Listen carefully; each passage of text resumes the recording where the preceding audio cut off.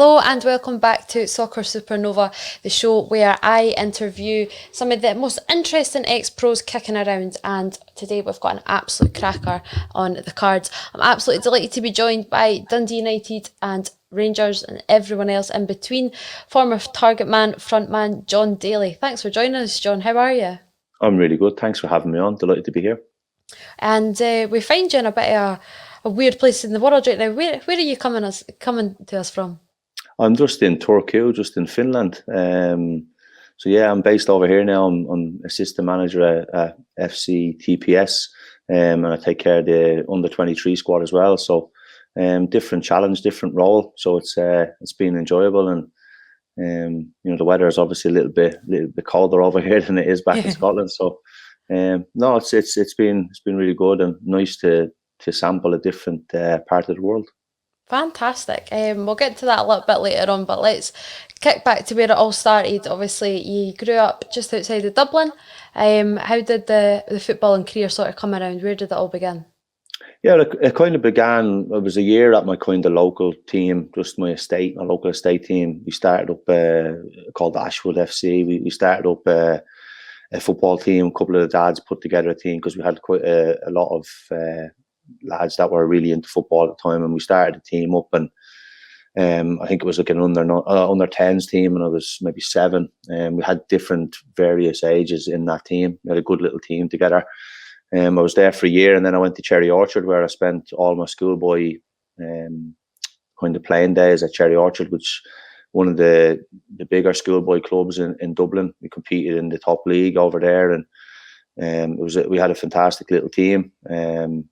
Quite a few boys went on to have careers in the game. So we were quite fortunate that we had, good players, good coaches, good team, and we competed at a good level. And then obviously opportunities came off the back of playing in a successful team at underage football. Absolutely, like you say, there's some big names still kicking around who have came from Cherry Orchard, and it's like Johnny Hayes, Tony Stokes, and former teammate Sean Dillon. Growing up in just outside of Dublin, who was your team? Who was your heroes as such growing up? I think my brother was a massive Man United fan, so he drilled that into me when I was a kid. He used to have a shrine to Sir Matt Busby in the bedroom. We shared the bedroom. We had the top bunk, he had the bottom bunk, and in the corner he had a shrine to Sir Matt Busby and the Busby Babes, and so Man United. And I think being a striker, I think at that time Mark Hughes was my hero. When I got my confirmation, you had to pick a name, and I picked Mark.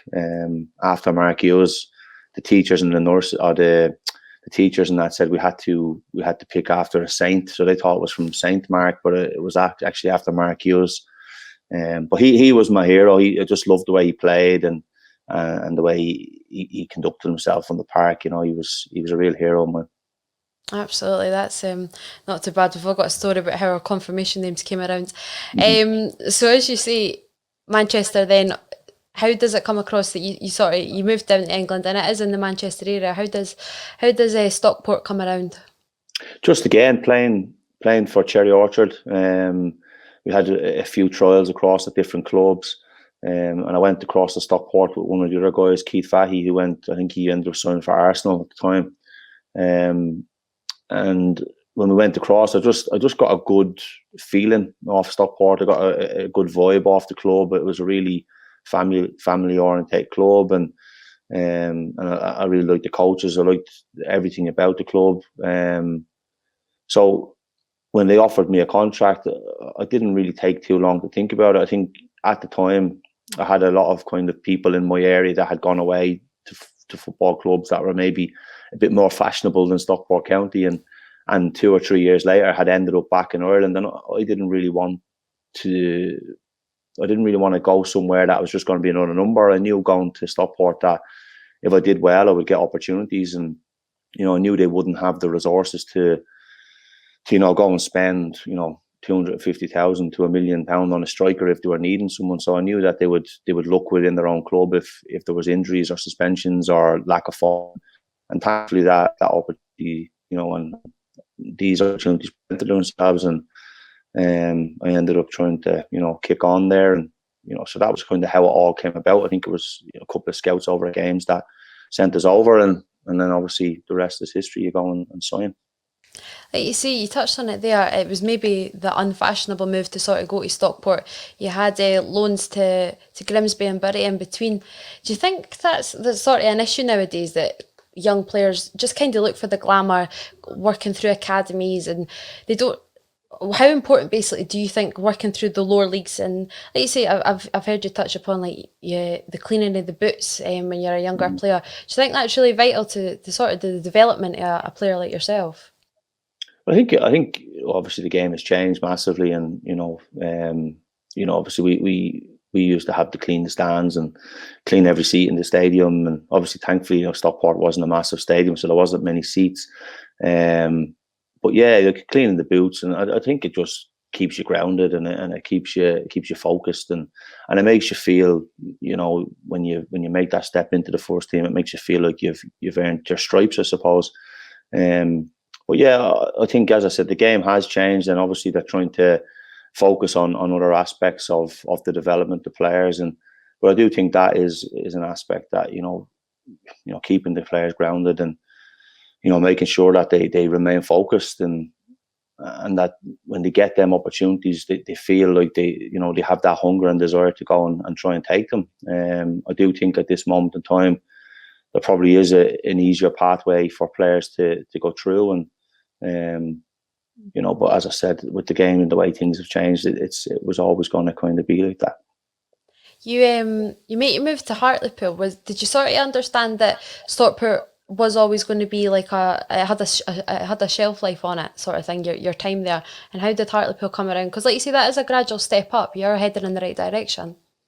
Yeah, I'm heading up towards Scotland, so I was heading in the right direction. It's on the way up. So, no, I think Stockport, I originally obviously went there, with the thought process of, if I can do well, I can try and get a move. And that's what you want to do as a kid. And when you start off as, wanting to get into football, you want to play as high as you possibly can. And, taking that step to Stockport, I was obviously looking at the first rung to try and get first team football quickly, which I did. I made my debut at 16. So, to try and progress as quick as I could. I had a bit of a stage at Stockport where I kind of felt, probably partly due to my own fault in terms of my progression, and I lost focus a bit. So, only myself to blame there in terms of probably my development stopping for a wee while. So yeah, I think I'd been there maybe 6-7 years, and I felt that there'd been a number of different managers. I think I'd maybe played under 5 or 6 managers, so I just felt that it was maybe time for a freshness for maybe both the club and myself. And then obviously the opportunity came to go to Hartlepool, and I just seen it. It wasn't necessarily that it was a glamorous football club, or it was just another football club at that time, just to go and play somewhere else. And I really enjoyed my time there. I was 2 seasons there, and got to the playoff final at Cardiff. In our first season, the club were doing really well, but it was I kind of seen the writing was on the wall before I went to Dundee United. I think my squad number was 16. Then when I came back one of the pre-seasons, I was 25. So I knew that the manager had different plans than what I was thinking.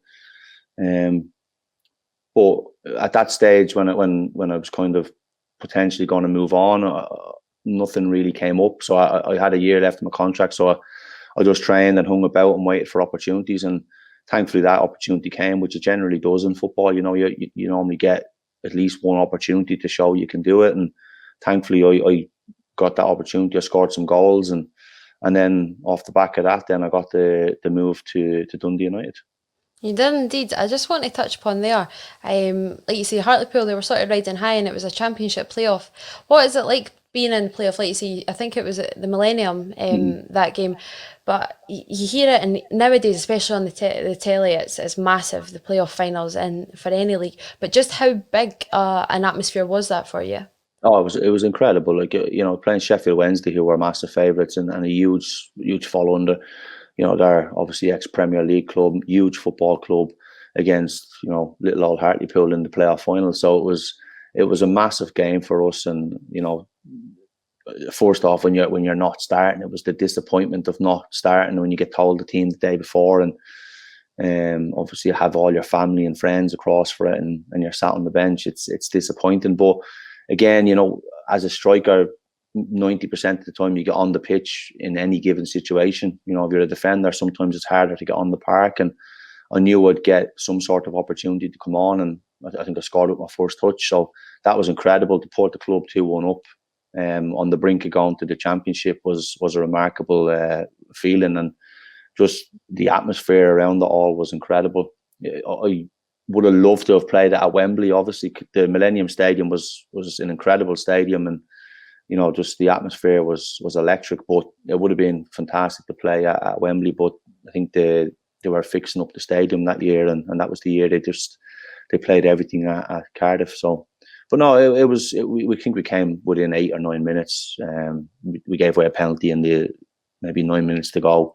I think for years I thought it wasn't a penalty, and then I seen the replay of it like maybe a couple of years ago, and then I thought it actually was a penalty and a red card. So, I always felt we were robbed, but when I look back now, we weren't necessarily robbed. I think it was the right call, and when you go into extra time with 10 men against a club like Sheffield Wednesday, it's going to be difficult.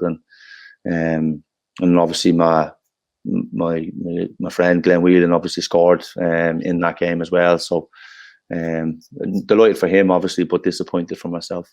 Absolutely, you had a certain Gavin Strachan on your side that day, didn't you? We did. Yeah. There, you touched upon it there. You have Dundee United come calling. How much were you aware of Dundee United? Obviously, like the size of the club back in the 70s and 80s, that was big. But the English really do downplay the game up here. So how did you feel sort of when they came around? Well, when Dundee United, when I got the phone call from an agent to say, "Oh, Dundee United are interested," to be honest, I didn't know who they were. I genuinely didn't. You knew about Celtic, you knew about Rangers. The coverage of the Scottish leagues in England was, minimal. You would pick up a paper on the Monday and you'd look through you'd see like pages about League One, League Two in England, and then you'd have like a little half a page about Scotland. So it really does get downplayed, and I didn't know an awful lot about the Scottish game. So you mentioned him there, I spoke to Gavin Strachan just to say, look, I've had a call about Dundee United, what are your thoughts? Because I knew he'd played in Scotland, I think he was at Dundee. So his reaction said it all. He said they were a huge football club, and if you get the opportunity, take it. And I was, obviously delighted now when you look back and you take someone's advice on that. And obviously when I came up to Dundee and I seen the facilities, the training facilities in the stadium and everything around it, it was a massive step up. You talk about Hartlepool to Stockport. I think they're very, very similar clubs, but for me, Dundee United was a huge step up in terms of the size of the club, and it was a great opportunity for me to come and play a different type of football. I'd been used to playing the lower leagues in England, where if you're over 6 foot as a striker, you're a target striker, and you come off the pitch black and blue from bruises and kicks, and you'd have stud marks all over you. And you're playing against guys who are, centre backs in England are, 6'4", 6'5", and they're absolutely ginormous. So, they're absolute, units. So it was a nice surprise, and it was a nice change to come up to Scotland, and outside of maybe 2 or 3 clubs in Scotland, the centre backs weren't as big as what I'd been used to. So I was able to physically dominate them than having a running battle, and I felt that was a massive difference and a massive change to what I had been used to. So you did sort of feel like a leap in standard in the actual game as well then? Yeah, I think so. I think the game gets downplayed even by Scottish people, if I'm being brutally honest. I think the product, that was there, it was decent. It was a good standard, trying to play football. I felt I got a lot of balls into my feet, which I didn't, generally get in the lower leagues in England. And I always felt I had an okay touch for someone who was over, 6'2". So I felt my touch was okay, but I never really got to use it down in England. So it was nice to be able to get balls played in and link with people and and then get yourself in the box and try and score some goals. But I did feel that the standard in terms of, I remember Hunty saying to me when I signed, Noel Hunt rang me, and he was talking about the tempo. I don't necessarily think the tempo was more. I just think they tried to play football more. I think down in the lower leagues, I felt it was a lot more back to front. The game kind of transitioned a lot quicker, a lot more turnovers, and I think there was probably a lot more teams in Scotland trying to actually play football and pass the ball rather than just go back to front. You touched upon it there, and we will come back to talking about your career. But you did play with some great strike partnerships at your time at Dundee United. You mentioned Noel Hunt there, David Goodwillie and Johnny Russell as well. How crucial was that, do you think, to your success at the club? Yeah, obviously I think, when you're playing with a good striker and a good partner, and you link well together, and I think my game, I wasn't like a Goodwillie who could get the ball and beat 3 or 4 players, or Johnny Russell who could pick up on the right wing, come in his left foot and bang it in the top corner. That wasn't my game. I needed players around me that were going to provide me with opportunities, and so having guys like that around you was massively key for my success at Dundee United, and especially in the wider areas as well. Like Barry Robson, Craig Conway, Sean, who you mentioned earlier from fullback, Paul Dixon, Danny Granger. These guys were a massive factor in all my goals and how I scored my goals. So, if them guys don't play to their levels or their capabilities, then I don't score as many goals as I probably did for Dundee United. So, I'm obviously grateful to them guys for providing opportunities for me to try and stick the ball in the back of the net. So you mentioned there you scored plenty of goals for Dundee United. That obviously kicks off against Celtic. Takes you a few games to get going, but then you scored against Aberdeen, and then that injury comes along. How just deflating is that? Yeah, it seems to be a running theme. All the clubs I went to always used to take me a while to score, and then obviously we score against Celtic, and then you score against Aberdeen. You're on a high, and then it was just really an innocuous.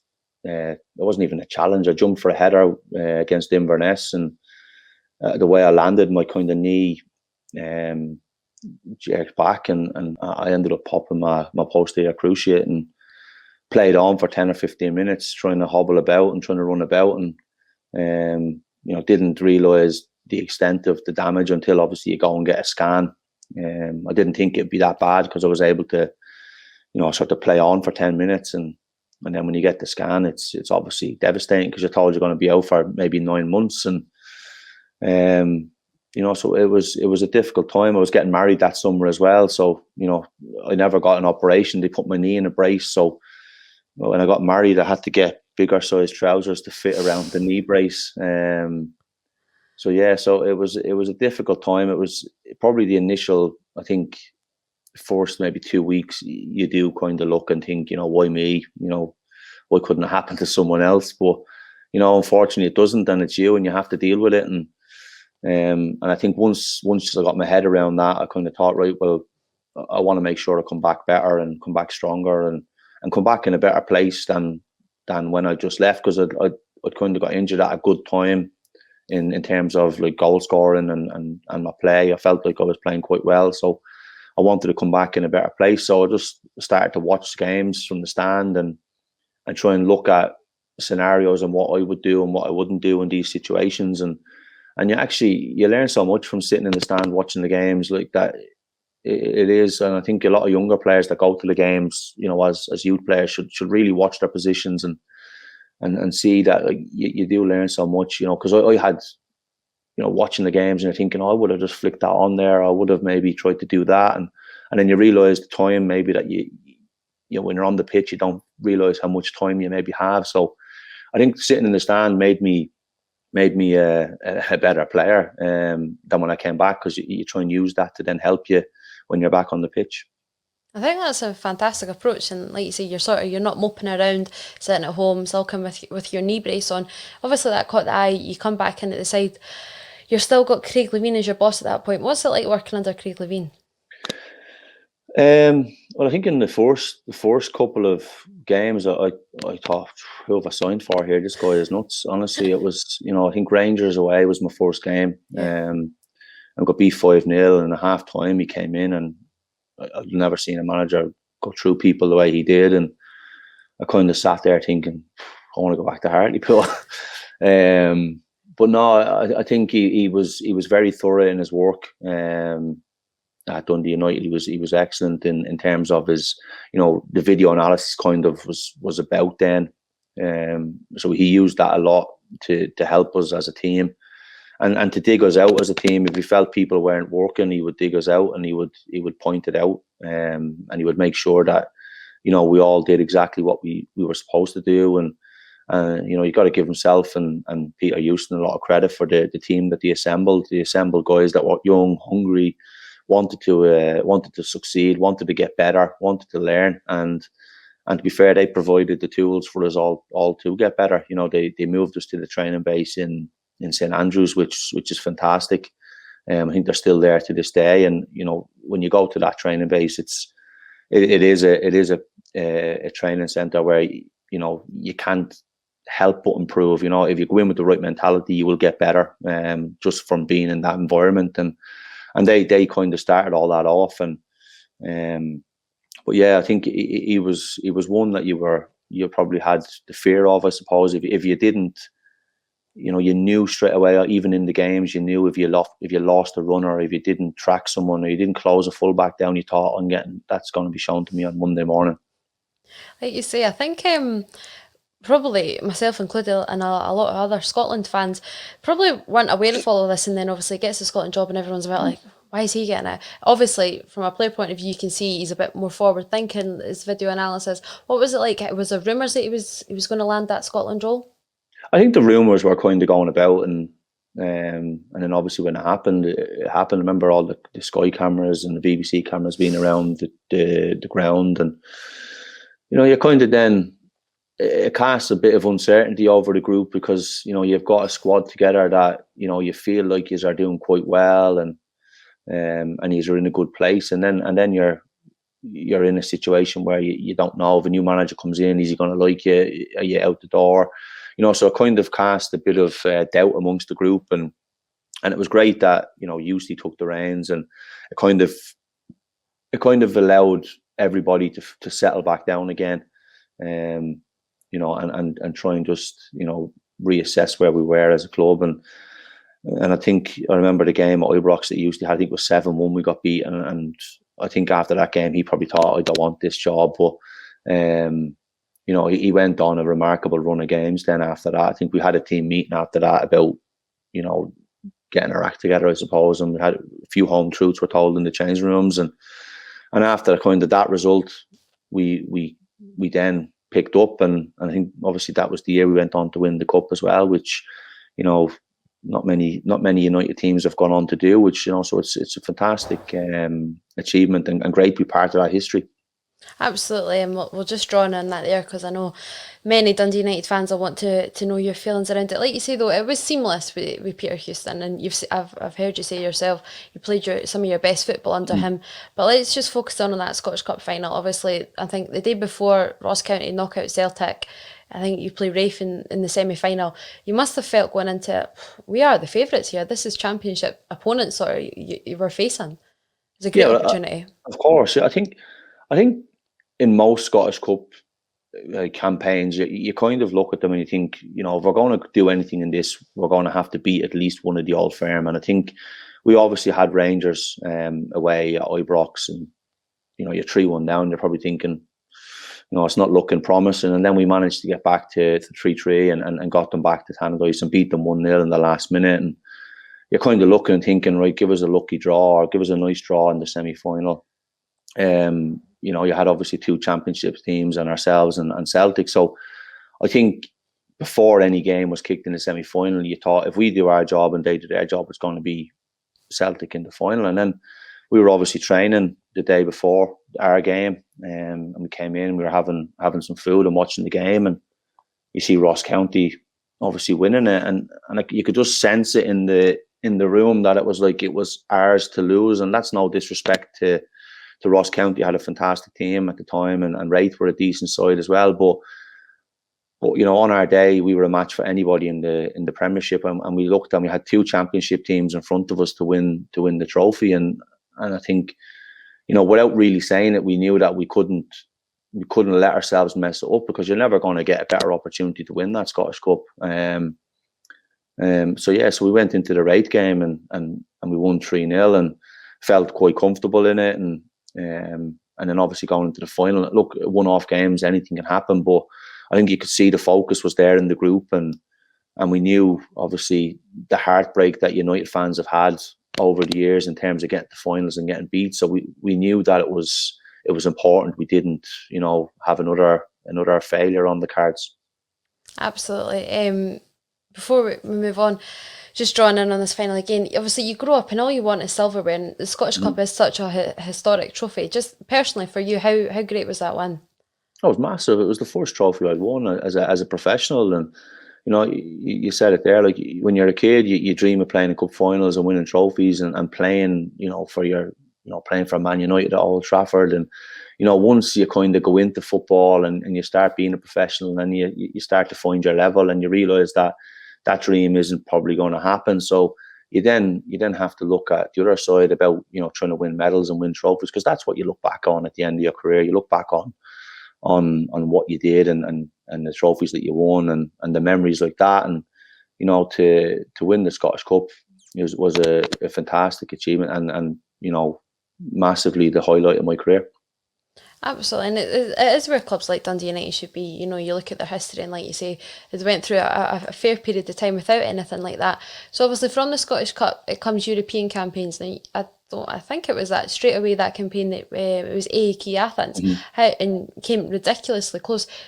How confident or capable did you feel that squad was? Like you say, you'd built up a great team at United. I think you always go into these games feeling like you can win.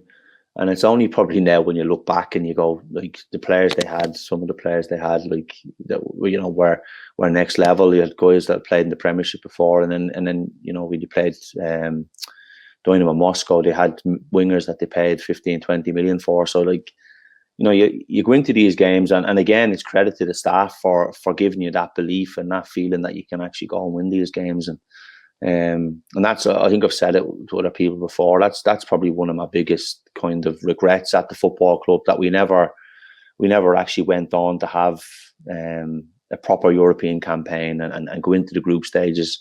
The fans, a lot of the older fans, had kind of been used to that, and the younger generation probably hadn't experienced it. So the atmosphere around them European games were electric, and they were incredible. So it would have been fantastic to actually have a sustained spell in Europe and to experience that as a player as well. But we came really close in the AEK Athens game. I think Danny Swanson probably, I'd say that's the chance that he has nightmares about, when it dropped him on the edge of the box and just put it past the post by a couple of inches. That would have put us through on away goals. And I think even at the time you were looking and you're thinking, if it's going to fall to anybody in the team, you wanted it to fall to Swanee, because he had the technical ability to bring the ball down, and then the calmness to actually just slot it in the corner as well. And he was so unlucky with that finish, and he could have been an absolute hero. He obviously is still a hero at United, but he could have been an even bigger hero at United if he had scored that one. Absolutely, I'll remind him of that tomorrow and draw him close to tears. And I'll pass on your best wishes. Then obviously you get made club captain and you go on to have one of your best seasons, that 2011-2012 campaign, scoring a ridiculous number of goals. I think for like PFA Player of the Year and all that sort of stuff. You're riding high, you're living life, aren't you? Yeah, it was good. And like I said, a lot of my goals were about my teammates and the service I got, and and I think I have to give them a lot of the credit. Yes, you still need to stick the ball in the back of the net, but I kind of just got used to again probably from sitting in the stand watching games, and you're watching the type of deliveries they're putting in the box, and you get to understand the areas that they want to put the ball into, so you start to make runs into them areas. And even from speaking to them, like I used to speak to Conway all the time about where he's looking to hit the ball and where he's looking to cross the ball, because when he goes on his left foot, he's not naturally left-footed. So he used to say, I'm just trying to put it across the front post. So I knew if he went on the outside, that if I attack the front post before the defender, I'll get an opportunity. And if he cuts back on his right foot, he's trying to go into the back post area. So you kind of just build up these relationships with the players in terms of where they want to put the ball and what they're trying to do. And because I know what they're trying to do, it kind of gives you that little bit of an advantage that you can attack them areas at the right time. So, but yeah, it was good times, and I really enjoyed it. Obviously, it was stopped by injuries again a couple of times. I had a couple obviously against Hibs, the same player, Chris Hogg. He's my kryptonite. You know, I think when I see Chrissy, my knee starts to hurt without even doing anything to it. So I actually seen him on the A license a while back. He was finishing off his when I was starting mine, and we had a good chat. And a really good guy, and wholehearted defender. And he was a tough opponent, and obviously my joints felt the same, that he was a really tough opponent. Absolutely. So like you say, you're club captain and everything. It appears that everything's going swimmingly well, and then you're offered a contract that's not the contract you want. Is that then you sort of know that your time at United's coming to an end? Not really. No, I think the club obviously had a policy that when you get to a certain age, they offer you 1-year deals, and I felt that what I'd kind of done had warranted, maybe a 2-year deal, and I wanted a bit more security for myself and my family, and I just 2 young kids then at that stage. So, you're kind of looking and thinking, you need to start looking at the future. I think we all know that a football career is a short career, and the fact that I'd been offered the 1-year deal, I kind of thought, well, I'm going into the last year of my contract. I'm playing games, I'm fit. I might as well just see what offers kind of come about. And I don't know whether the club maybe expected me just to sign it or what they were thinking. But from my point of view, I think if I'd have been offered the 2-year deal from the start, I'd have just signed it. I was really happy there. As you said, I was loving life. I was settled, club captain. And I loved the football club. So it was disappointing to have to make that decision, but I felt that it was the right one to do. And obviously then, after that season, I think I scored maybe 13 or 14 goals last season. So I still had quite a productive season and played quite a few games as centre back as well. So yeah, I just felt that it wasn't the financial thing in terms of the contract, it was more the longevity of it. Absolutely. When did you first hear the interest from Rangers? I think it was probably around the March or the April time.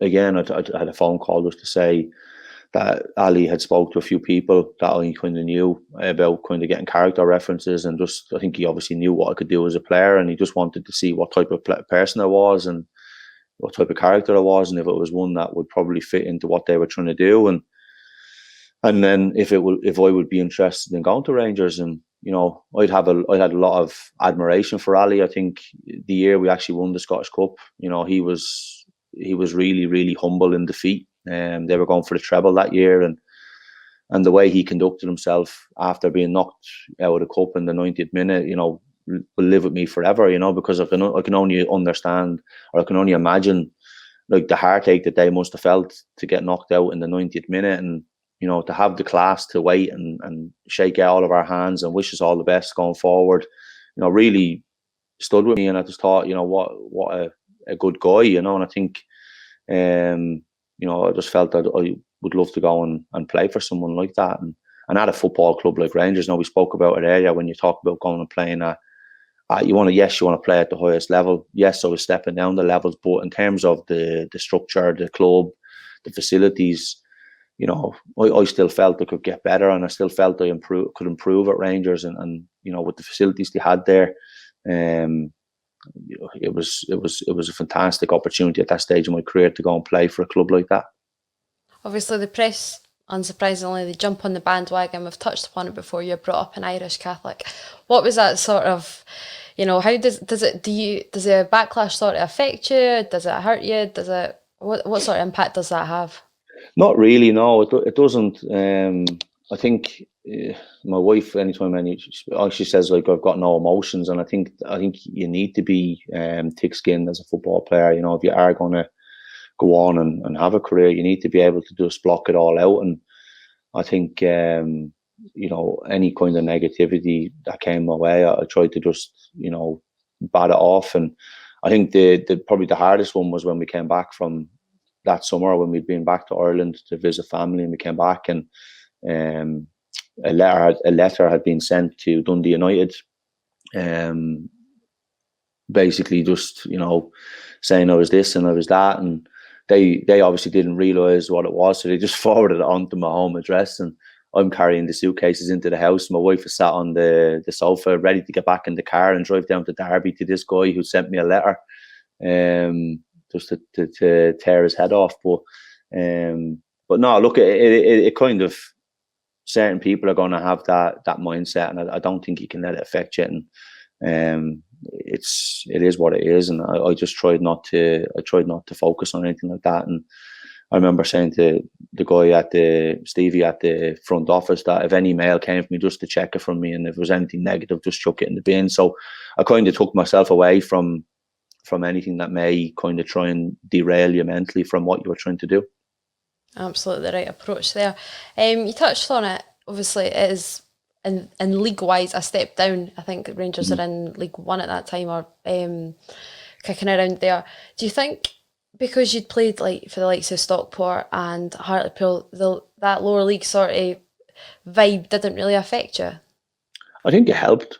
I think it helped in terms of like a lot of the lower leagues in Scotland, that hadn't a lot of leagues, grounds and stadiums I hadn't been to before. So I think it helped in terms of it wasn't a shock to the system. You're not just being exposed to the bigger grounds in Scotland, and it certainly wasn't a shock. I'd been to Accrington Stanley on a Tuesday night when it was chucking down with rain, and there's a hole in the roof above your head. So I don't think it gets much worse than that. So so I think I was well versed and well used to playing in smaller stadiums and smaller grounds, but with the only kind of difference that these grounds were getting sold out because Rangers took a massive following with them, and they sold out all these stadiums. So so the atmosphere at the stadiums was great, and it was brilliant, and such a small stadium with so many people in it, it generated such a great atmosphere, and it was an adventure, all right. Undeniably, the aim is to get back to the Premiership, where Rangers belonged. You're part of that side to obviously make it in the Championship, so that's the first step. Do you still sort of celebrate a title like that at Rangers? Yeah, I think it's obviously difficult. The club are obviously used to winning the top division and winning massive trophies, and but yeah, I think you have to take pride. I think we went through that season unbeaten, and to do that at any league, regardless, is a good achievement. And I think everybody just assumed and just expected that you were going to go out and beat teams 7, 8, 9-0 every week, and that just doesn't happen in football.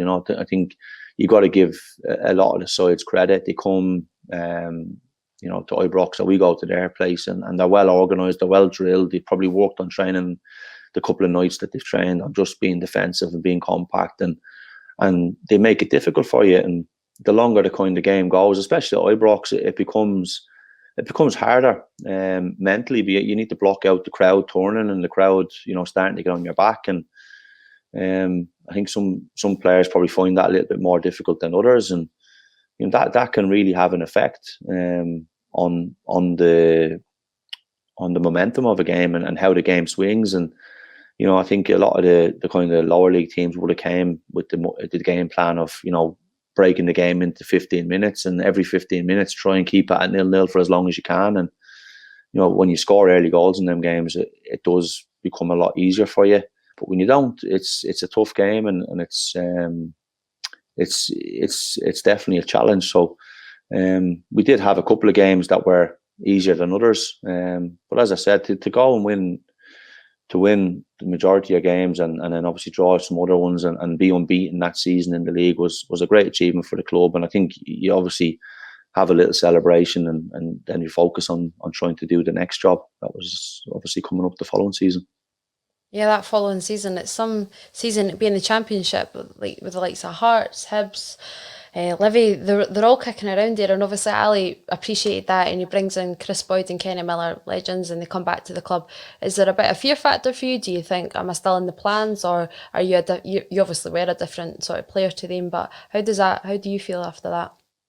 No, not at all. I think bringing players like that to the club, or you look and you think they're going to add value to the club, and yes, probably you look and you think you're probably going to have limited game time. I think, however, I looked at it along the lines that they can do things that I can't do, but I can do things that they can't do. So there's going to be certain games that the manager maybe wants you to go in and do your skill set, and then there's going to be other games that he wants them to do theirs. So that's the joys of being at a football club like Rangers. There's going to be competition for places. There's going to be quality players coming in and trying to improve the team. They can't sit still. They have to try and bring in players that they feel are going to improve, and bringing in them guys was certainly the mindset behind that they could definitely improve the club and definitely improve the team.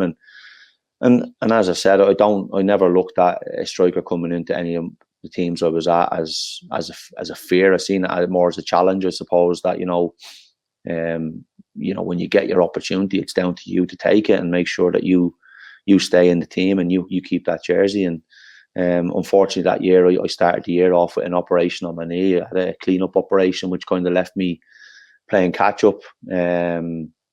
So yeah, it was disappointing that you come back, you start the first couple of days of pre-season, you feel good, and then you feel a little tweak in your knee, and then you have to go for a clean-up. So it's obviously not ideal. As you said, when you bring in guys like that are obviously then starting ahead of you. They're probably being brought in as being ahead of you, but then they're also starting ahead of you fitness wise. So it was a game of catch up all season that I never really caught up with. Well, if you never caught up, Rangers never really caught up either, and it was sort of a season of disappointments. I think lost to Hearts on opening day, and like you say, you're always sort of chasing it there. Culminates in Ali McCoy's losing his job. I think you've touched upon there how the class of the man. Did you, especially amongst like the more senior players, did you feel like a real sort of disappointment and feel sorry for Ali? Because at the end of the day, you obviously not particularly yourself, but you're the guys out on the pitch. Yeah, I look, you obviously feel sorry for him. I felt like we let him down. He did everything for us in terms of, giving us everything we needed to go and be successful. And I think Ali probably sheltered the guys from a lot of the other stuff that was going on at the club at the time that, you probably weren't privy to and you weren't aware of. So I think he did a remarkable job in terms of that. And, as I said, I had a lot of respect for him and a lot of time for himself and Kenny and Dranty, the coaches, so you felt you let them down more than anything. But that's football, and that's, it's the old cliche, it's a results driven business. And if you don't get results, then, unfortunately that's what happens. And it's probably easier to move a manager on than it is to move a whole team on. I think if they could have done, they probably would have done that instead. So, but no, I did feel sorry for him, and I did feel more so a tinge of regret and disappointment that, he obviously didn't get the opportunity to finish the journey that he had kind of spoke to me about when I was speaking about signing with him when I met him. The journey that he wanted to get back to the top league as quick as possible and how he wanted to do it. And so yeah, it was disappointing. And then obviously Stuart comes in and then obviously never really got, I don't think I played a minute under Stuart after that. So I became a really good cyclist after that. I used to go out on my bike a lot. I used to go cycling around Perth instead of, he would tell me there's no point coming to training, just go for a cycle. So how does that make you feel as a player? Oh, don't bother coming into training. It's not ideal. It's not great, but it kind of, you just have to deal with it. You just, I think the guys in football used to call it the bomb squad. I was the captain of the bomb squad. I was definitely the captain of the bomb squad there. But, I used to go on quite big cycles. I became a keen cyclist around the country roads in Perth. And nearly passed out a few times. Went so far and forgot to bring any energy bars or anything like that with me. So I used to have to call my wife to come and get me if I was struggling. So, but no, look, it was one of those again. I kind of done that to keep myself fit because I knew I didn't want to go running because of the impact on my knees running on the hard surface. So I kind of done the next best thing in terms of going cycling, and you're kind of always hopeful that you will get the opportunity. Even when they got to the playoffs and they were playing Motherwell, I was still waiting on the phone call because I knew my record over the years against Motherwell was ridiculous. I scored nearly all the time against Motherwell, so I thought I might have got the call for that game.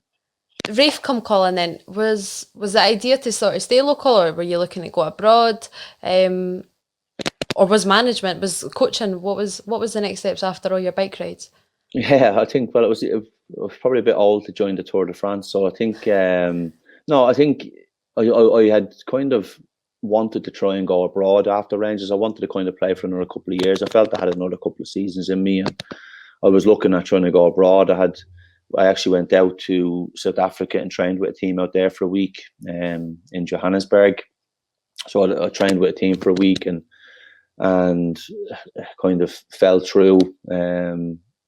So I ended up coming back, and then I was kind of floating about, waiting for other stuff to come about. I had a couple of kind of whispers from a few teams in America that would have been really interesting. I'd love to have went to America and experienced that, but nothing really ever came of it. And then before you know it, it gets into kind of July, August, and then Ray McKinnon got in touch with me just to see what I was doing, and I met him for a coffee. And again, I spoke to him about like the opportunities I wanted to try and go abroad. And so he kind of spoke about signing a short-term deal and going in there and just getting match fitness and getting game sharpness till January. And then in the January when all the foreign kind of windows open back up, then obviously reassess that and try and get abroad again. So that was the plan.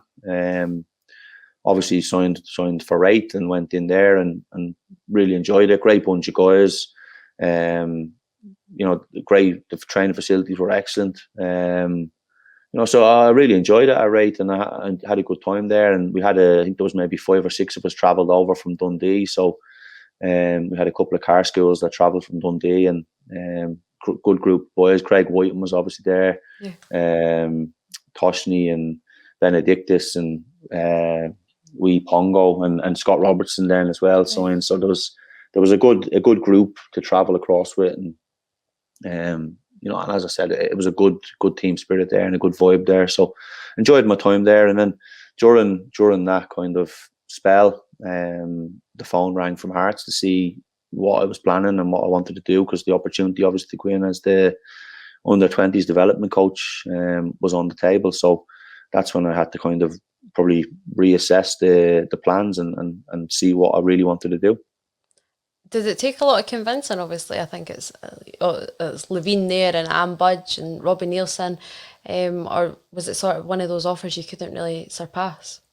No, I don't think it took a lot of convincing, because it was something I was really interested in going into when I finished. And I'd obviously, like I said, planned when I left Rangers to have a couple of seasons. I was already half a season into that couple of seasons. So you're maybe looking at another year and a half of playing, or maybe you might get another half a year. So you maybe get another couple of seasons, but there's obviously no guarantee.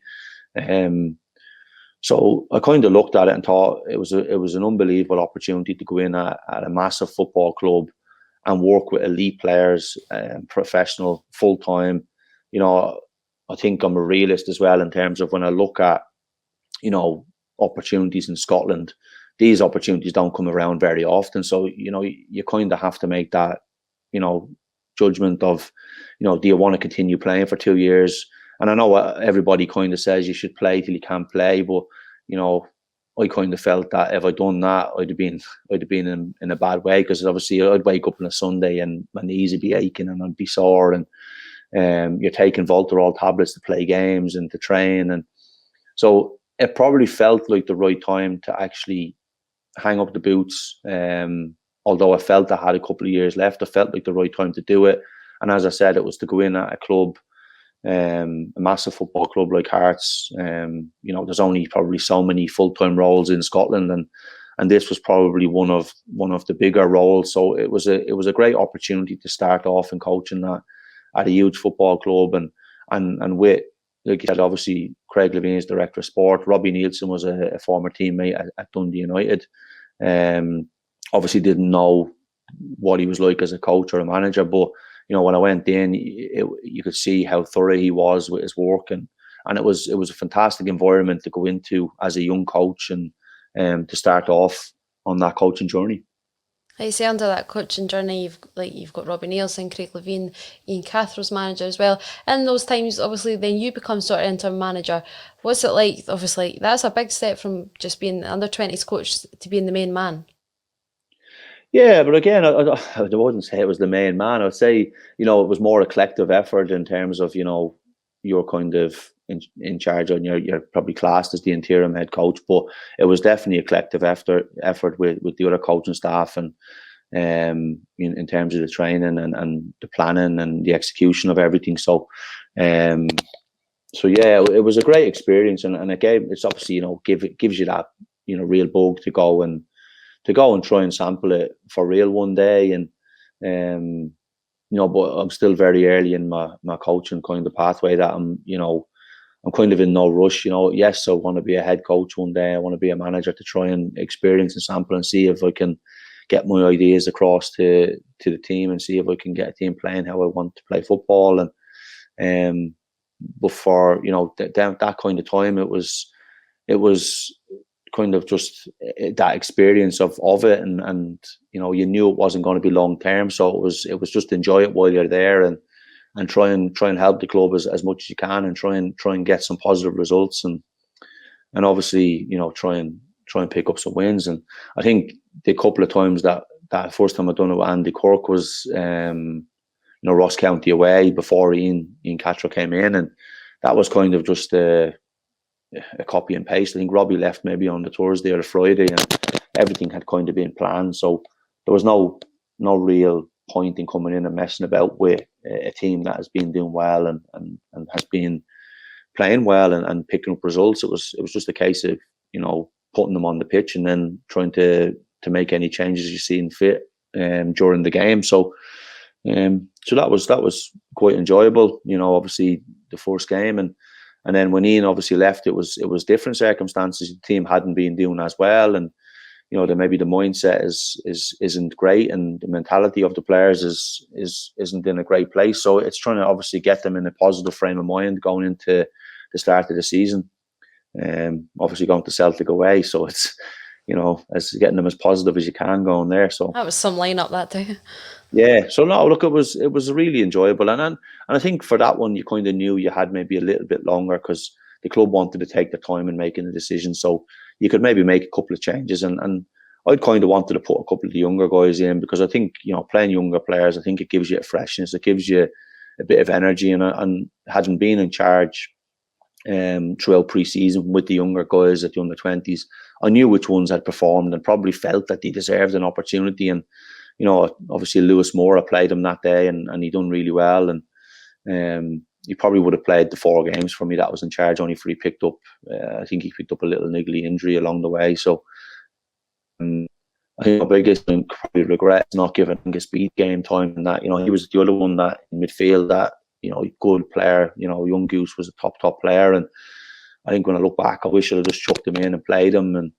And but obviously you probably veered midfield, you're veering towards a bit more experience, but these are all lessons and all things that you kind of try and take from going forward. Absolutely. And then your time at Hearts, sort of, I know you say it was never going to be like a long-term sort of role, but it comes almost quite an abrupt end. Daniel Stendhal comes in. What happens at that training session that's sort of always referred to? Look, he obviously came in, and I get it. He wants to bring his own staff in, and I'd obviously been sat in the office kind of when he came in and introduced myself, and then you're obviously just waiting to see what the plan is. And I had to maybe 45 minutes to an hour sat at my desk, nothing was said, so I just knocked on his door just to see what the situation was and see where I stood. And he asked me to watch training, so I watched training, and he asked me after what I thought, and I gave him my opinion. I thought the session was quite good, and just felt a few players didn't understand what he was trying to get across, which is understandable. I don't know whether it was broken English or maybe thought I was criticising the session or whatever, but certainly wasn't. But I think by that stage his mind had already been made up that he was looking to bring in his own people, and I think there's no qualms from me in that front. I think you just want a bit of honesty on that, and a bit of, I'd rather just be told, and but it is what it is, and you move on. And I think, as I spoke about earlier, I think it was probably the right time. New manager coming in, it felt like the right time for you to move on and to see if there was any other opportunities on the horizon. And obviously then we go into the COVID period, which just kind of stops all opportunities. So yeah, it was a long kind of spell out of the game, and I enjoyed going to watch games, doing a bit of work for the BBC and going to watch games, and really enjoyed that. Doing the commentary and stuff like that, and then obviously then, as we spoke about earlier, the opportunity to come to Finland has obviously presented itself off the back of that. So as one door closes, plenty of others open, and you have to just try and take them opportunities as they come along. Yeah, absolutely. So how has that doors to Finland sort of opened? How did that all come around? I think it's just presented itself due to the fact that I've worked closely with Jonathan Johansson on the pro license. We've worked together for the last couple of years. We've had quite a few assignments where we've been partnered. The week that we spent over in Italy, in Bologna, at the under-21s European Championships, I think there was 4 groups throughout the week that you were put in, and myself and Jonathan were in the same group every time.